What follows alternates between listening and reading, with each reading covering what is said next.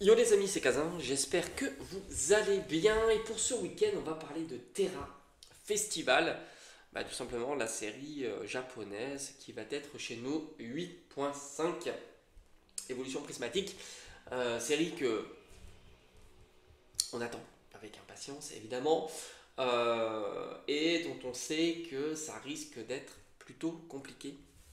Alors je suis un petit peu enrhumé en ce moment, hein, je ne vous cache pas que c'est pas toujours facile. Si je tousse ou j'éternue, je suis désolé. Alors c'est vrai que pour nous ça va être assez compliqué parce que c'est toujours les mêmes problématiques, surtout quand la série est populaire, il y aura évidemment beaucoup d'achats de type investissement. Mais on va pas parler de ça, un petit peu comme Étincelle déferlante où tu as bien vu, hein, tout de suite les items ont été pris d'assaut. Ce qui a été intéressant, parce qu'il y a eu pas mal d'ouvertures de la série japonaise, pas mal, c'est un petit mot, hein, il y a eu énormément d'ouvertures, c'est assez fou. Et qu'est-ce que tu constates? Du coup, il y a pas mal de cartes en vente. Donc c'est intéressant parce que ça nous permet de voir un peu le prix des cartes. Et est-ce qu'on est sur des prix stratosphériques ou au contraire on est sur des prix raisonnables? Et tu t'aperçois aussi que les displays sont pas si chers que ça. Je mets entre guillemets, hein, évidemment. Il me semble que les displays sont des displays de 10 boosters. Mais je crois que par le passé, on avait vu des prix bien plus hauts. Alors déjà, on va revenir sur les cartes. De ce que j'ai pu constater, c'est que au final, les SAR sont plutôt bon marché. Les SAR japonaises, attention. J'ai pas vu de prix complètement délirant, hormis peut-être le Noctali, qui tourne, je crois, de mémoire depuis ce que j'ai regardé, hein, aux alentours de 300 euros. Bon, après, chacun pensera ce qu'il voudra sur le prix de 300 euros sur cette carte-là. Mais sinon, les autres Pokémon, et surtout les non-évolutions, j'ai envie de te dire, c'est pas très très cher. Il y a des cartes, on va dire, grosso modo, à 20, 30, 40 euros pour des SR. Ça, c'est le point de vue des cartes. Donc, il n'y a pas vraiment d'euphorie. D'ailleurs, c'est vraiment ça, là, pour moi, la différence entre 2021 et la possibilité d'avoir une hype en 2025, c'est le prix des cartes. Le prix des cartes a fortement augmenté en 2021, alors que là, je pense que le prix des cartes n'augmentera pas.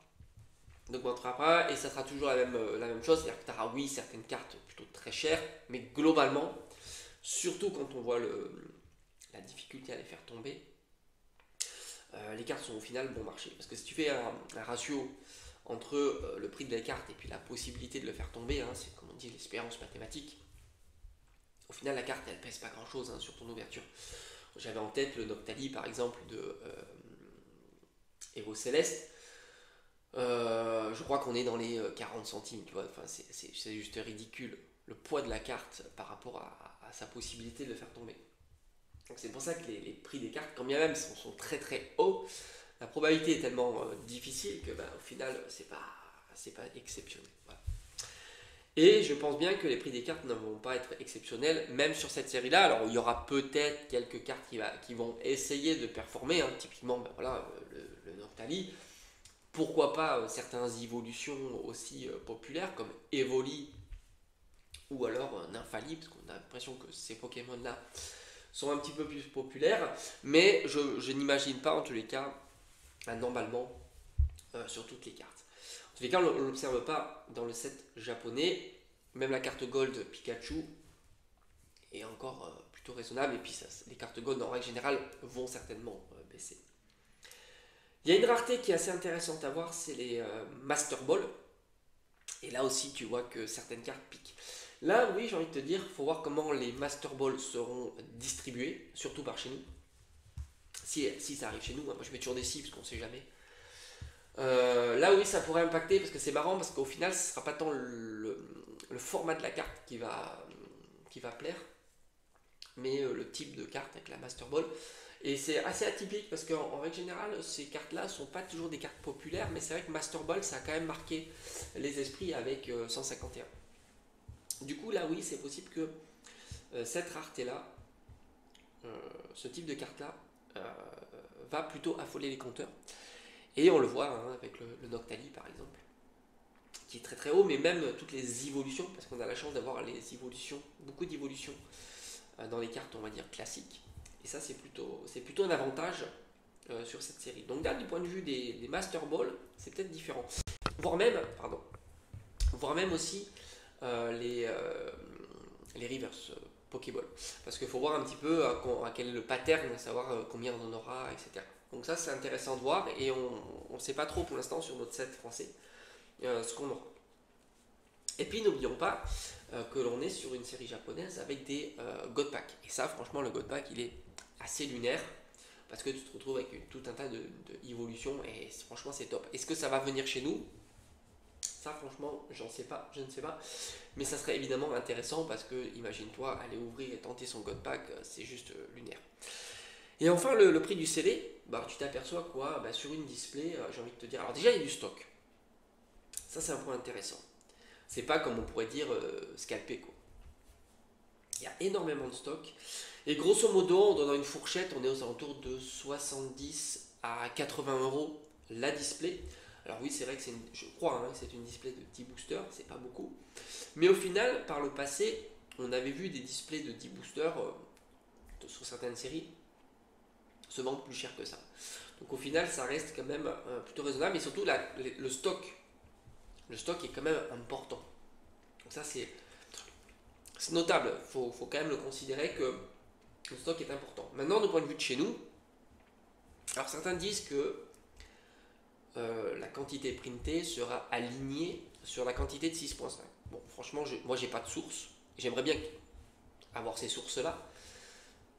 Du moins que les personnes qui mettent en commentaire ce genre d'affirmation montrent les sources.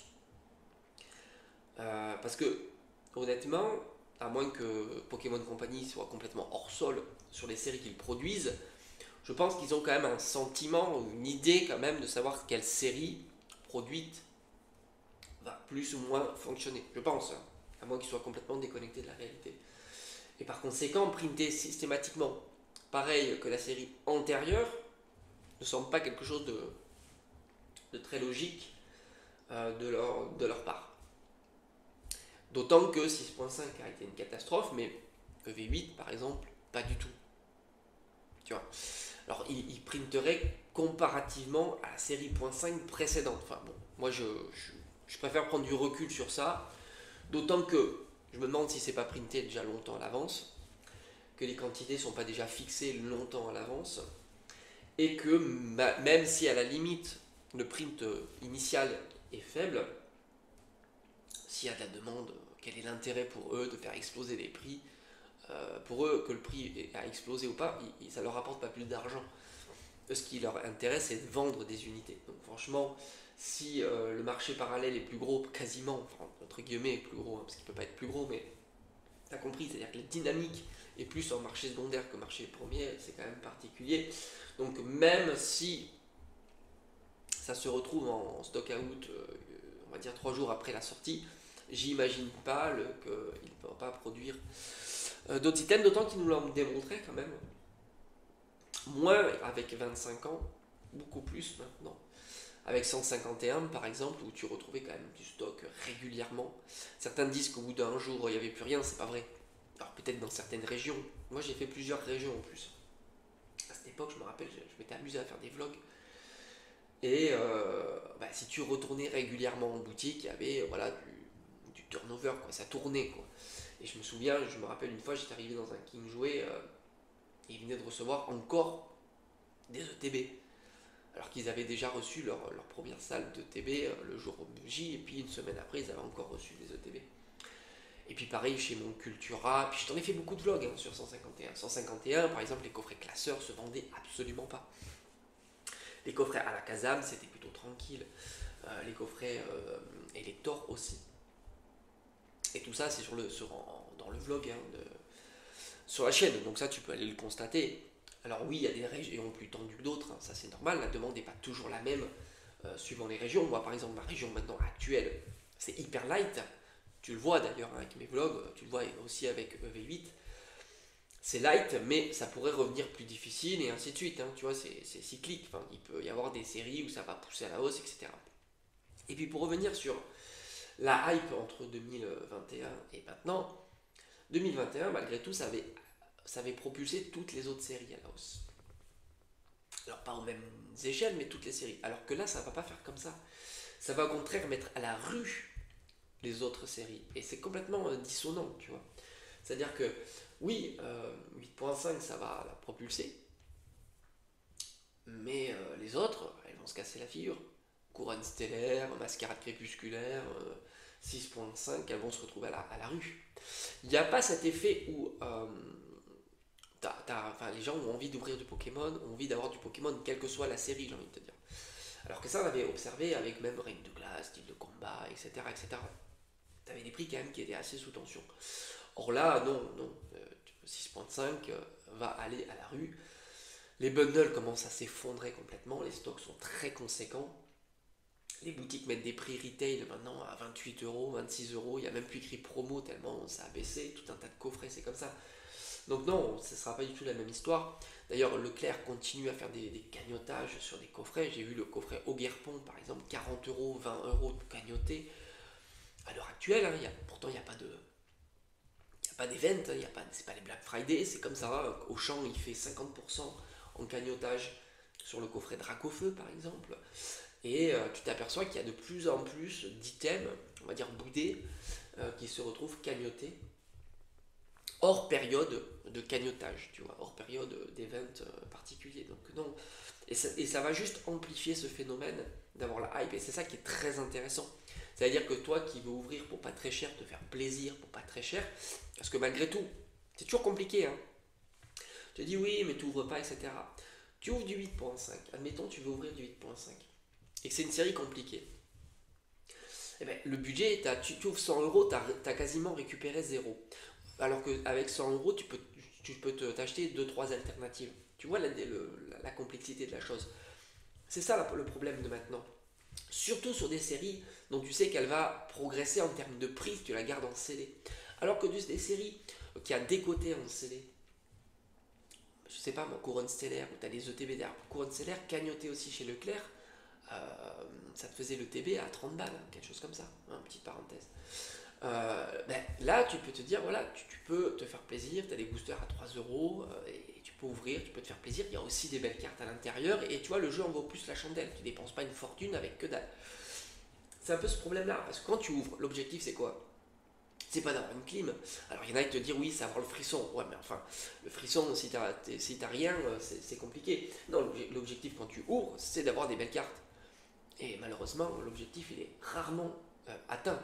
À moins d'ouvrir des quantités astronomiques de boosters, et ça te coûtera une fortune et tu en auras beaucoup moins si tu les achètes. Donc le problème c'est ça, c'est que ouvrir des séries tendances qui vont monter avec des cartes qui restent à prix très raisonnable, c'est compliqué. Ce qui fait que voilà, ça crée des dissonances. Alors que du coup, sur des séries qui ont tendance à bien diminuer, voire même à être en promotion, les coffrets par exemple, c'est une bonne alternative pour ouvrir même des séries tendances, du Star Étincelant par exemple, des coffrets. Ça te fait des boosters à 2-3 euros. Et là, c'est intéressant parce que même si tu as une clim, bon, bah, tu te dis, bon, ça va, ça m'a pas coûté très très cher, et avec le prix des boosters, j'aurais pas acheté énormément de belles cartes. Alors que en pré-retail sur des séries tendances, c'est très très compliqué. Et c'est pour ça que je trouve que une série qui s'inscrit toujours dans l'ouverture, c'est 151. On l'a déjà vu ensemble. Tu prends l'espérance mathématique de 151, elle est de 7-8 euros. Et ça, c'est intéressant. 7-8 euros, surtout si tu arrives à le voir au prix, on va dire quasiment retail, c'est cool. Alors que tu as des séries, Evo Céleste par exemple, dont le prix du booster est à 20-30 euros, et tu as l'espérance qui est à 5 euros. C'est pas sérieux. C'est pas sérieux. Donc là, qu'est-ce que tu vas ouvrir ce genre de série si ce n'est pour faire du. C'est la loterie quoi. Voilà. Autant aller prendre un ticket de loterie. Le jeu en vaudra plus que ouvrir du Evo Céleste, hein, évidemment. Bon, bref, on a fait le tour. En tous les cas, je trouve ça très intéressant ce qui se passe sur Terra Festival, puisque au final, c'est pas si fou. Y a de la dispo sur les displays. Il n'y a pas une explosion des prix des displays. C'est hyper ludique à ouvrir, j'ai l'impression que c'est vraiment fun. Les Pokéball et Master Ball, c'est vraiment génial. Les SAR, ça tombe. C'est une série qui fait plaisir. Les cartes s'enflamment pas. Et on verra l'évolution qu'il y aura chez nous. Mais nous, c'est pas vraiment la même dynamique. Autant le marché scellé au Japon, bah, c'est compliqué parce que je crois que tu n'as que les. Enfin, or, peut-être certains items, mais c'est beaucoup de displays. Alors chez nous, tu as toute une variété d'items. Donc, ce qui fait que le collection scellé prend tout sa saveur. Alors je mets de côté ceux qui comprennent pas la collection scellée, mais ça, moi je collectionne le scellé depuis 2015, tu vois, où ça valait zéro, tu vois, je veux dire, l'idée de dire c'est pour l'argent, enfin, c'est ubuesque. Collection de scellé, c'est 2015 et ça valait rien, hein, le scellé, voilà, parenthèse fermée. Donc forcément c'est sympa, nous on a un marché scellé qui ne pourra que croître par le fait que justement il y a énormément d'items différents, c'est joli, ça marche bien, et en plus, bah oui, il y a la tendance qui fait que bah, ça monte tout le temps, et ainsi de suite. Donc ça, c'est un paramètre nouveau, on va dire. Surtout après Hype, donc plutôt après 2021, où oui, la tendance est à la hausse, parce que justement, il y a de l'appétit sur ça, entre les collectionneurs, les investisseurs, les collectionneurs investisseurs, et ainsi de suite. Bref, on a fait le tour du sujet, et on se dit à très vite.